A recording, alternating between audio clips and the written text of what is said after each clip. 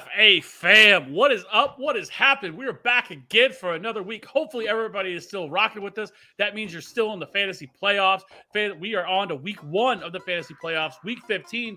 But also, this week is going to be dubbed COVID week because we already have, it's only Tuesday night, and we already have 70 players being put on COVID already to start the week. And it's just been wild. It's going to be absolute chaos this week trying to figure all this out.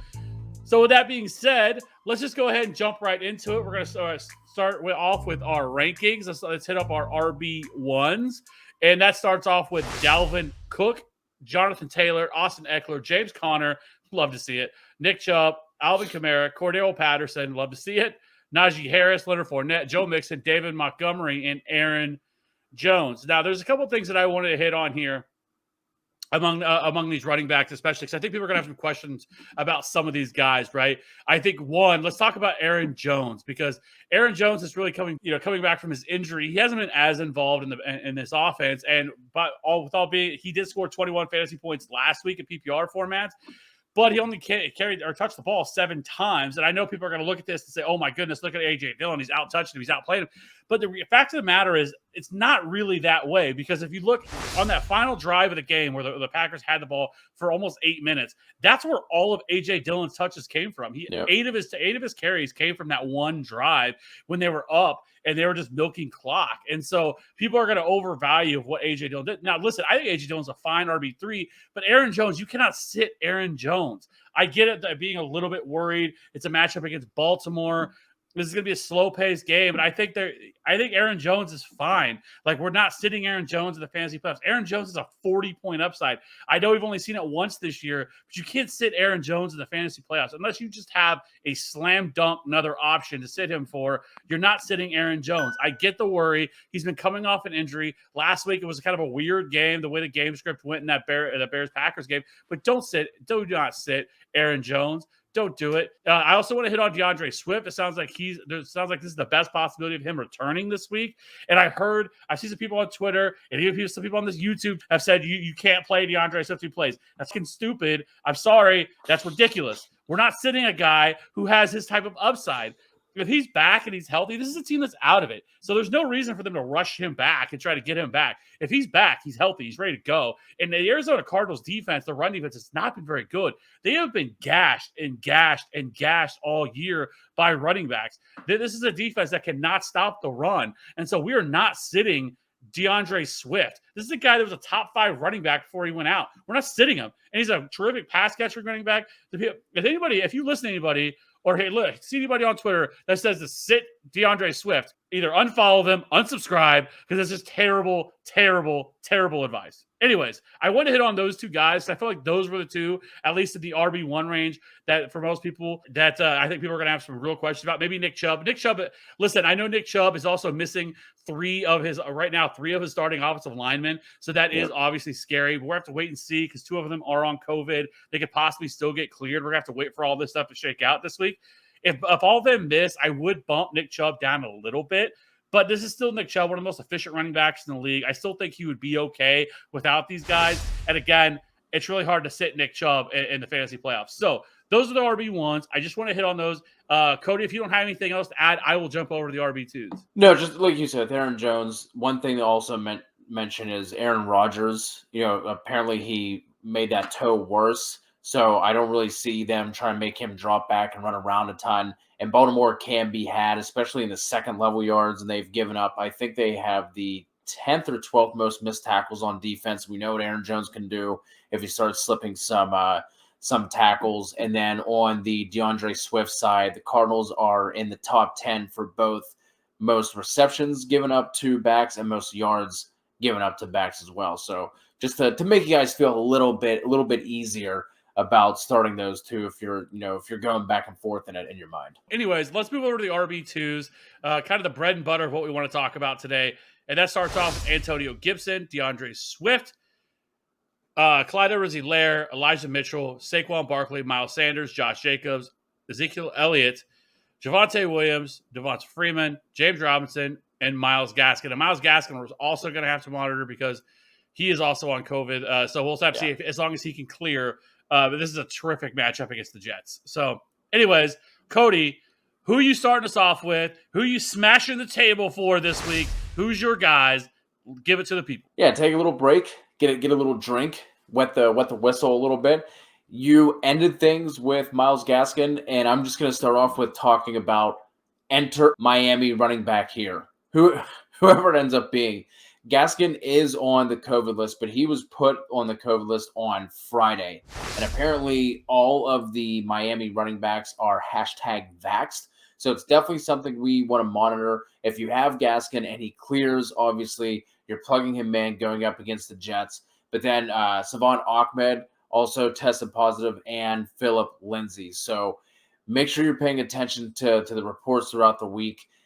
Malcolm Brown is going to be coming back from injury this week as well. He's going to be practicing, so you have to pay attention to that. And if for some reason none of those four are able to go, you have Duke Johnson just waiting in the wings to step into this smash matchup. So whoever this ends up being, I think you can plug him in with confidence. Obviously, we've talked about how awful and dreadful that Jets run defense is, giving up the third most rushing yards to backs, the most touchdowns at 19. The next closest team is 15, and they also get smacked around by running backs through the air as well, giving up the fourth most receptions, second most yards, and they're tied for the fourth most receiving touchdowns, given up to the position with 4. So, like I said, just make sure you're monitoring this. I have a feeling that we might be doing a rankings update later in the week with all the craziness that's going on. But if Gaskin starts, you're plugging him in with confidence. And then even if it's,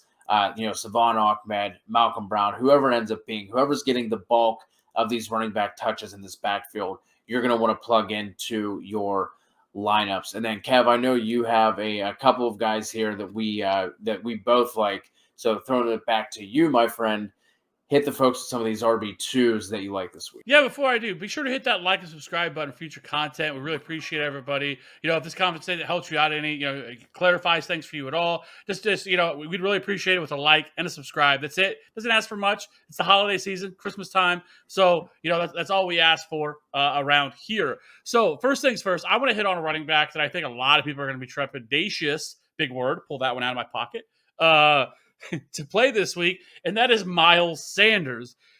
So listen, week 13, which is the last time they played, they were on bye last week. He played 56% of the snaps. He had 24 carries, 3 targets for 142 total yards. In that game, one fun fact, he has still not scored a touchdown this year, so that's not great, Bob. But regardless of that, he's still been a very viable asset, moving forward. He's still played 55% of the snaps, 53% of the opportunities. He's averaged about 14 touches per game. He's been incredibly efficient with 21 yards created per touch, 8th in breakaway run rate, and 9th in true yards per carry. So that hasn't really been the problem. He's really he hasn't found the end zone. He's dealt with some injuries this year.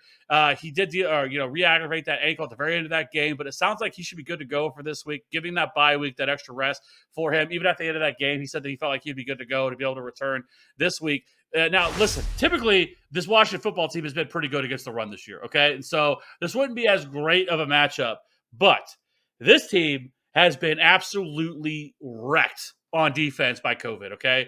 At this point, they're going to be lucky if this continues to happen. If they lose any more people, they're just not going to have a defense to play. They're going to have to ask offensive players to come over. Hey, can you run two-way here for us? Because they have so many players. Jonathan Allen, Montez Sweat, James Smith-Williams, Casey Toohill, Will Bradley King, Kaliki Hudson, David Mayo, Tim Settle, Kendall Fuller, all on the COVID list for this team. Their defensive line is absolutely wrecked, and that is their strong suit right now. All of these defensive players are on the COVID list. If they do not clear in time, oh boy, it's Nick Sirianni is going to go straight 6 to midnight, because we know that's all he wants to do is run the football, and that's all they're going to do this entire game is just run the rock, right?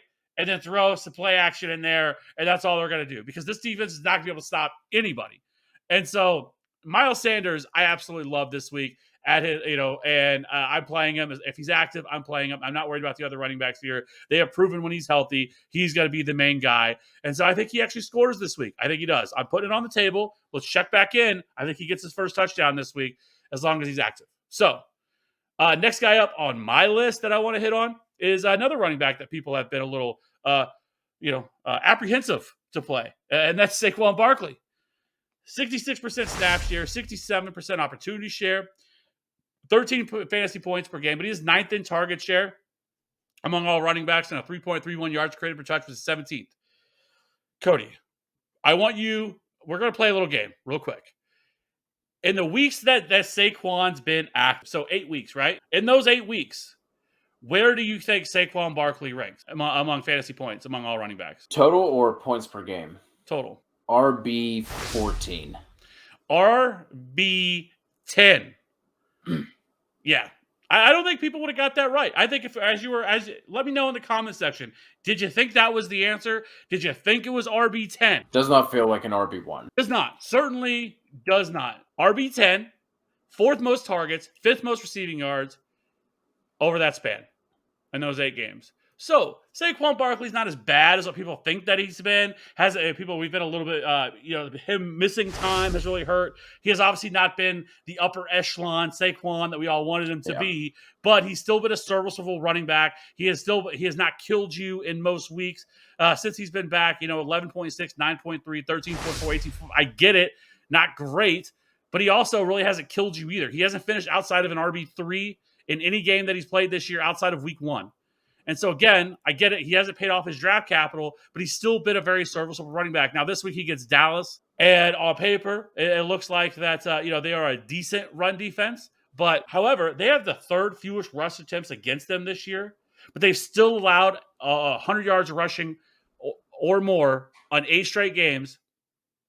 And they've allowed 2 or more rushing touchdowns in 5 of them this year. So this is definitely a defense that can be had against running backs. So I really like Saquon Barkley quite a bit. And then the other one I want to hit on really quickly is Elijah Mitchell. I think he should be back this week as long as he is. The man is absolutely crushing. 5th in opportunity share. He's averaging 20 touches per game. 8th highest run rate in the league. 85 rushing yards per game. 126 receiving yards on the season. And his 7 runs of 20-plus yards, which is the 17th among all running backs. And he gets an absolutely peach matchup against the Atlanta Falcons. So if he's back, we're slamming that man back into our lineups. Great matchup against Atlanta. Can't really ask for much better than that. And so if he's back this week, we're playing him. Okay, he's a top 15 running back when healthy, especially with the opportunities. I wouldn't argue if somebody said they have him in their top 10 because the amount of touches he sees. He started to get involved as a pass catcher as well. Saw about 12 or 13 targets over the last 2 games that he played. Elijah Mitchell is a fantastic play as well here. And so those are the 3 guys that I really wanted to hit on. I did just want to say really quickly about Zeke. Man, he is a borderline. Like, if you want to sit Zeke, if you have somebody viable that you can sit him for, I'm not going to blame you. Like, this is a great matchup against the Giants. The Giants have been terrible against the run, but man, he just looks broken. He's broken. I mean, he's just not the same guy that he was. And while this is a great matchup, and Tony Pollard sounds like he's going to be back this week. And that's just another nail in the man's coffin. So he's like the one guy, like if you want to sit him, depending on matchups, depending on what your other, the team you're playing against, if they have like a stacked roster and you're having, maybe you just kind of limped into the playoffs. If you need to sit Zeke, I don't hate it. Yeah, especially if it's for somebody who you either snagged off of waivers or got real late, like an Elijah Mitchell, right? Like, I would have no problem setting him for somebody like Elijah Mitchell, for sure. Yeah, absolutely. So be sure to leave that in the comment section below. If you have any questions, start, sit, whatever, we answer every single one of them. No question goes unanswered. So I appreciate everybody checking out the video. We will catch you on the next one. Peace.